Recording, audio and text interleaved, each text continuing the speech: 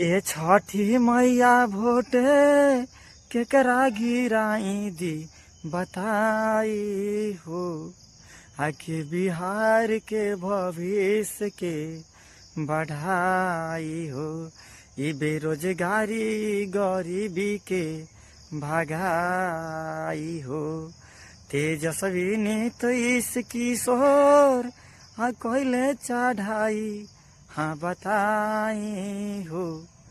अब की बिहार में सरकार के करे आई हो।